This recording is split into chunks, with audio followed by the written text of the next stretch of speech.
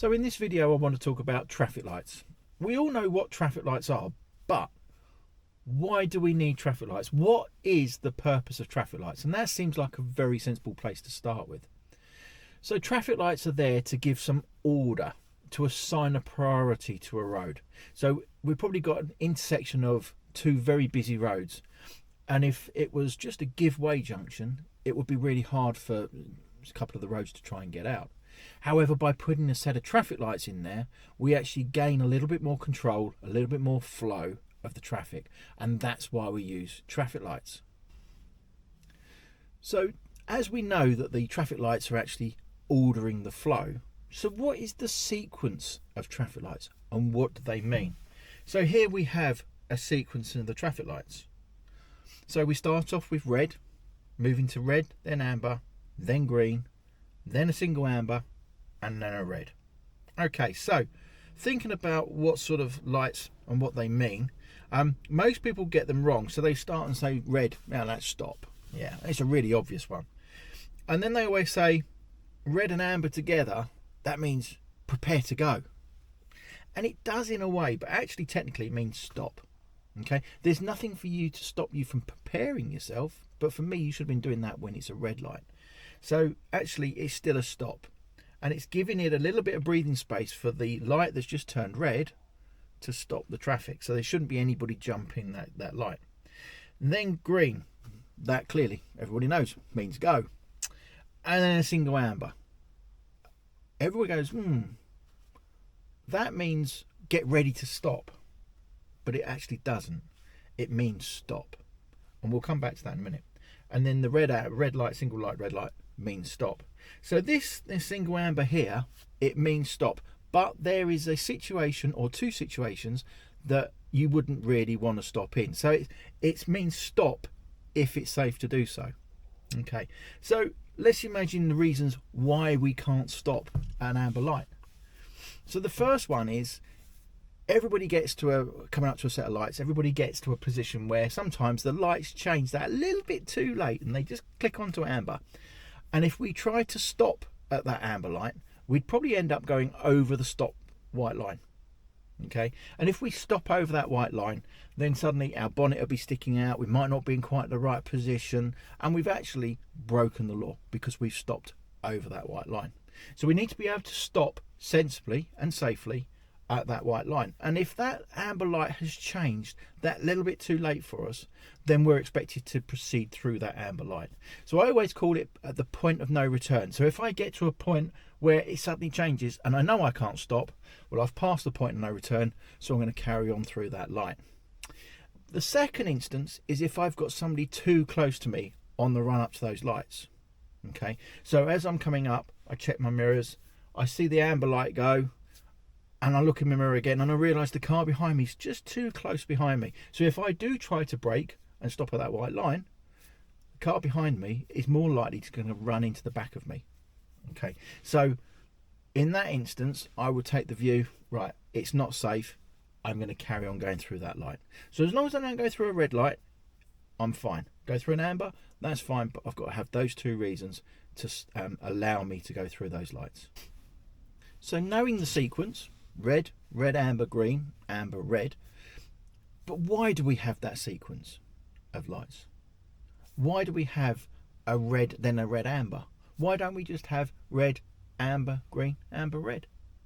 Well, it all comes down to if you come around a corner and you see the lights at the last second. So imagine we're driving down the road and we've got a sign saying traffic lights ahead. However, we can't see them yet. And then as we go round the left bend, suddenly we see them. And we see this, a red and an amber together.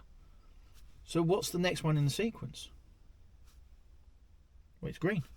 So if I come round and I see that together, the red and the amber together, I know that the lights are going to change. So all I've got to do is make sure there's no traffic in front of me, and I can be back on the accelerator pedal and through, and I don't have to slow down.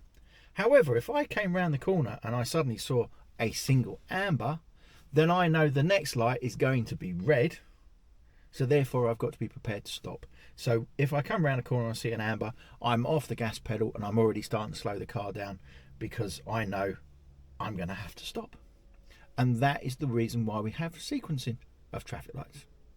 So we've talked about the sequence of traffic lights and why we have traffic lights, but I've also mentioned things about lines around traffic lights and traffic light junctions. So here we've got a traffic light junction. Ignore the yellow box in the middle. I'm only interested in the white lines. And as you can see on the approach to here, we have a solid white line. Solid white lines, if you've done our course, is a stop line. Okay, it's not a giveaway line, it's a stop line. So we have to stop. So if the lights are red, we have to stop before we cross that white line. And as you can see, we've got one on the approach of every single set of lights. However, there's no line on the other side. So a thing that a lot of people get wrong is they will come out of this junction here wanting to turn right, and as they come round they will see a red light here for this traffic and they stop, which is incorrect because now they're blocking up the road. Because there's no white stop line here, they should carry on. There, the light is not for them. So you need to look at where the lines are and react to the lines. So if you see a stop line across you, then we're going to stop if the light is red. If there's no stop line and the light is red, we don't need to stop because we can carry on, because actually it's controlling the other lot of lights. Okay, but we've also got a situation here where we've got two stop lines. Okay, we've got one for us and then we've got one for cycles. And this is because we've got a cycle lane down our left hand side and they're allowed to pull in front of us at the set of lights and stop and wait there, so they've got a bit of a head start. And then sometimes you'll get on a set of traffic lights, you'll get an extra green light for them, and it'll be a green cycle, and that allows them to go before we move. Okay, so that's the reason why they're allowed to filter in front of us. But knowing where the stop lines are means we know where we need to stop if we see an amber or red light. So following on from the sequence and the lights, where we've talked about a green light means go, we actually have a couple of different types of green light. We have a round green light and we have a filter green light, or an arrow green arrow. Okay, so that could be a green arrow turning left, going straight ahead, or turning right. So it's really important as drivers to know what the difference between the lights mean. Okay, and there's a really easy way to remember it. Okay, so if you've got a round green light, you can proceed if your way is clear. So let's say here's our junction and we're going to ignore the yellow box junction, and I'm the purple car and I'm coming up the road here and sliding about, and I want to turn right. So I've got a round green light, as you can see here, so therefore I'm allowed to come into the middle. However, I have got an oncoming car that I need to give way for, so I will stop in the middle of the road because I've stopped there to allow him to come through. And exactly the same situation here. So I've got a crossroads.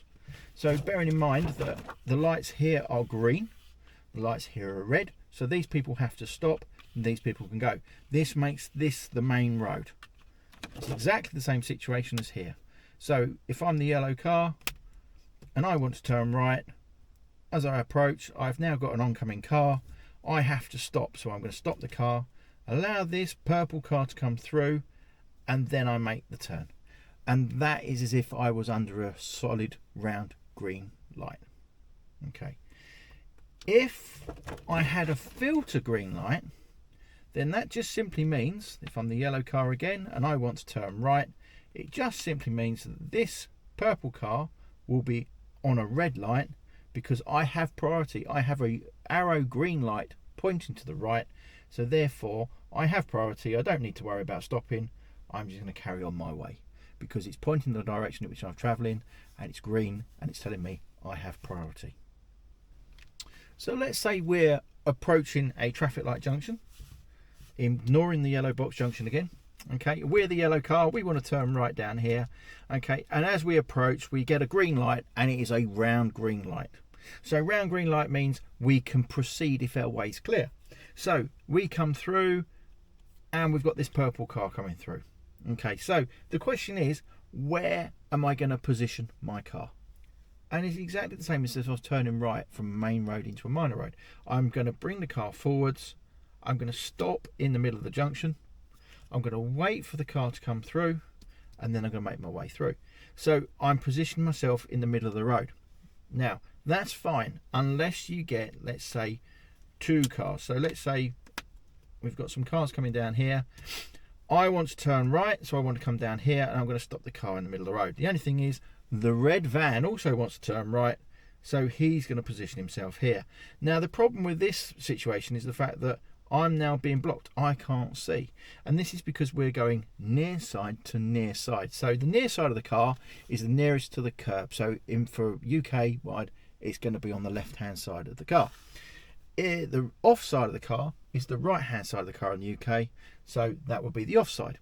Okay, but in this situation, we're lining up near side to near side. And the only thing is, I can't see. Okay, so I can't see the purple car coming through.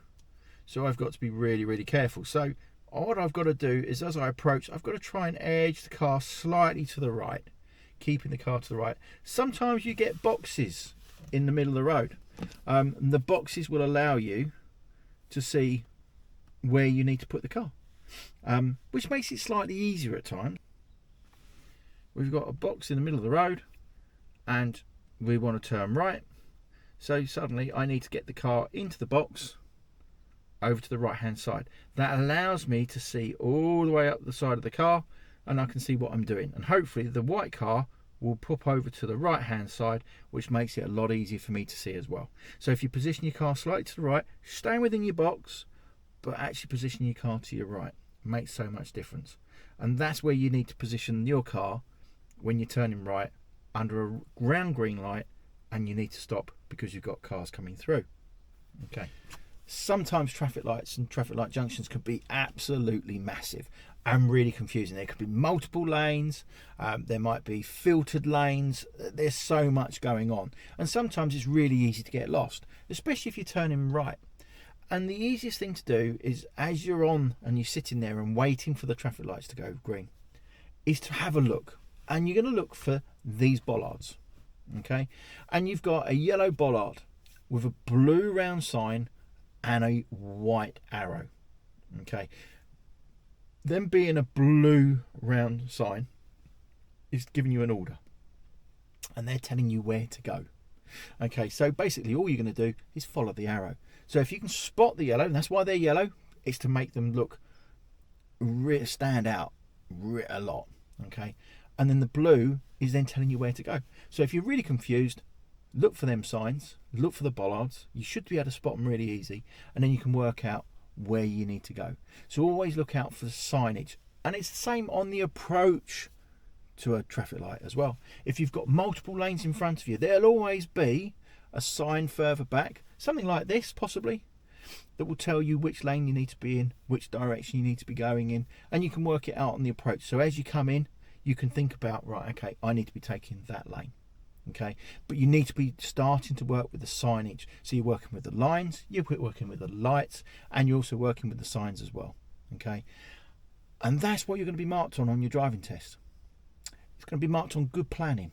It's going to be marked on how you react to the road markings, how you react to the road signs, how you react to the traffic lights.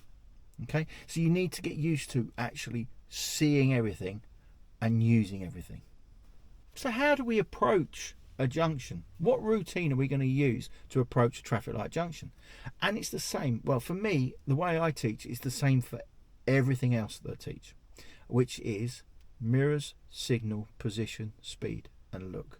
Now there's instructors out there who teach different ways, whatever works, but I've always found this to be, and it's the DVSA way of teaching, but I found it to be really effective, because those 5 letters, so MS, PSL, those 5 letters will always allow you to solve an issue when you're coming up to a junction. So if something goes wrong, there's always one of these things that has gone wrong. 9 times out of 10, it will be speed. Okay, so if you think about it, I want to turn right at the junction. So what's the routine I'm going to use? Well, the first thing I'm going to do is I'm going to check my mirrors. I'm going to check interior and right mirror because I'm turning right. Okay, so I'm looking what's behind me. Is there a car too close behind me? Then I'm looking the right hand side. So is it safe? Is there a motorbike down my right hand side? If that's fine and I'm happy with that, then I'm going to signal. So there's the S, the signal. So up goes the indicator to turn right. And then the P, positioning. So as I've just mentioned, we've got to work with road markings, road signs. So on the approach, if there's more than one junction, more one lane on the approach, yep, we're going to work with those lines and those signs, working out where we're going to put this car.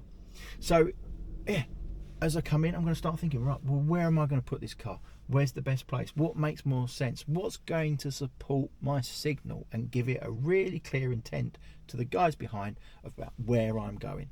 Okay, so that's the next one. Then I'm going to look at my speed. I don't want to come in too quick. Okay, so I'm going to start bringing the speed down, maybe changing down gear if I need to. Okay, so that's my speed. And then I'm looking. So as I'm coming through the junction, then I'm starting to look, what am I turning into? What is the situation on this new road? What's up here? Is it going to stop me from coming round? Have I got a green light, a round green light? Or have I got a filter light? So there's all this looking I'm going on. Plus also, there might be pedestrian. Here we got a pedestrian crossing. There might be one further up here that we can't see.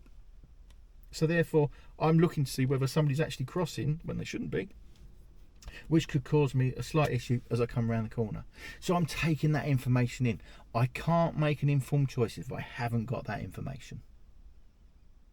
And that is how you need to approach any junction, by using this routine. I really, really, really believe in this routine. Mirrors, signal, position, speed, and look. So with learners and with everybody, when you see the lights changing in front of you, you're coming up to a set of lights and they just change to red. And let's say you want to turn left. So here we're going to turn left at these lights. And by using the routine I've just talked about, which is mirrors, signal, position, speed, and look, you would have done your mirrors and signals. Okay, so we've already done mirrors and signals. The only thing is we've stopped at the white line. And now we've sat here for what? 30 seconds? A minute?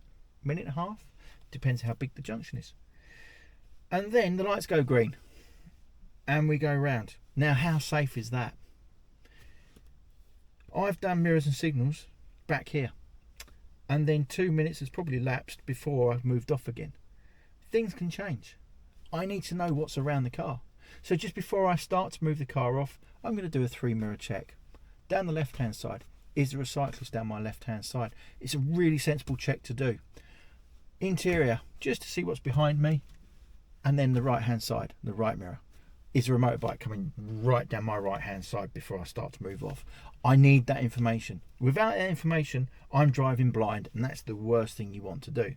For example, here, if I came up and sat at those set of lights, what is the risk there?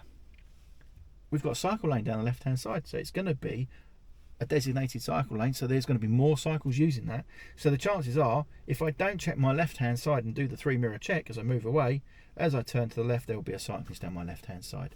So it's really important to note, guys, that when you do your mirrors and your signals on the approach to a set of traffic lights, and then you're forced to stop by a red light, it's really important you check those mirrors again before you start moving the car off. You need that information. As I say, without information, you can't make an informed choice. You might be sitting at a set of traffic lights that are red, but there's still more you can be doing. You could be sitting there and thinking about, are you on a hill? Have you got a hill start? How are you going to start a car on a hill? Are you going to use the handbrake? You could be sitting there thinking, right, okay, well, let's try and work out the sequence of the traffic lights. Let's try and work out when I'm going to move so I can actually work out when it's going to happen. So I'd be sitting there thinking, right, okay, well, actually we've got the 2 lines of traffic going across in front of me, so okay, but the one in front of us that's joining hasn't. So okay, so I'm going to wait till these stop, and then this starts moving. You think, oh yeah, okay, I'm more likely to go next. So I'm trying to work out lights. I'm trying to see other lights for lots of people. So rather than just sitting here and going into daydream land, I'm trying to work out, okay, so these lights are going, so then this one will be the next one, so then I'm more likely to move after that. And I'm trying to work it out. Sometimes you get it wrong, sometimes you get it right, but it's useful because you don't want to switch off, because I guarantee you, if you switch off, these lights will go green and you won't notice it, and the next thing you're going to get is beep, and the car behind you is telling you that you've missed a green light. And then this leads into the next issue that most learners have, which is the fear of stalling on a traffic light. Why are you worried about stalling on a traffic light? Because you're holding people up. However, with your fear of holding everybody up, you tend to be a lot quicker on the pedals. So you're going to come up on that clutch really quick. And the problem with that is the fact you're probably not likely to stall. So if you think about it, you don't want to hold people up behind you, so don't rush. Okay, if you took your time and you start the car nice and gently, nice and slowly, you're going to take up, what, 5 seconds of time? They're not going to toot you within 5 seconds. They're going to give you time to start picking the speed up. So take your time. If you rush, on the other hand, you're going to come up on that clutch really quick and you're going to stall. How long is it going to take you to restart a car? 10 seconds. Then you've got to get yourself sorted and settled again. It's another 10 seconds. You've now wasted 20 seconds of time. That is now ramping up the pressure on you from the guys behind. That pressure is then going to lead you to do what? Rush the clutch again. And you're going to get into that vicious cycle. Whereas if you stay calm, taking your time, coming up on that clutch nice and slowly, you would have started the car first time and you've only held the people up behind you for 5 seconds. That 5 seconds I will take all day long. I've never had anybody be beeped taking 5 seconds. Just take your time, move the car slowly, and you will not stall at a traffic light. So traffic lights on a test are marked like any other junction. Okay, so the examiners are looking for observations, whether you're coming in too quick, your control, all these sort of elements. But there's also one specifically for how you react to a traffic light. So the biggest and most common mistakes people make on test, in my experience, when it comes to tests with traffic lights, is they approach too quick. Okay, so there's one. Sometimes they're scared to go through an amber light. So remember, an amber light means only stop if it's safe to do so, if you can stop in time for that white line. You've got to be brave. Sometimes you've got to go through that amber light. You can be marked down for that. You can actually fail your test for stopping an amber light if somebody's too close behind you and almost cause an accident. Put the car in the right gear.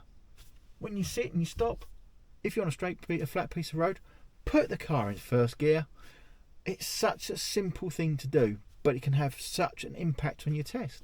Think about it. If you pull up and you're in third gear and you forget to change the gear, what's going to happen when the lights go green? You're going to stall the car. So suddenly you get back into that vicious cycle about stalling, more pressure, more stalling, and you're not going anywhere. So not only will you pick up a minor for a gear change and not selecting the right gear, but you're also then going to start getting yourself into a whole world of trouble with regards to, constant stalling, not giving it enough gas, whatever it is going to be. Okay, so you've got to be really careful with that. As I said, the other one is the fact that there's a specific thing on area on the test for reacting to signs and signals. So if you pull up to a set of lights and you go into daydream land, like I said, a lot of people do, you don't notice that light sign going green. Well, the examiner's not going to go green light. They're just going to let you sit there, and then suddenly you're going to get tooted and everything else, and it's because you haven't reacted, because you've suddenly gone into daydream land. So you've got to try and avoid that. Traffic lights are nothing to be scared about. If you're coming slow enough and you can work out where you're going, and when you move off at a set of lights and you're nice and slow on the clutch, there really isn't anything to worry about. You just got to remember the basic principles and put them into action.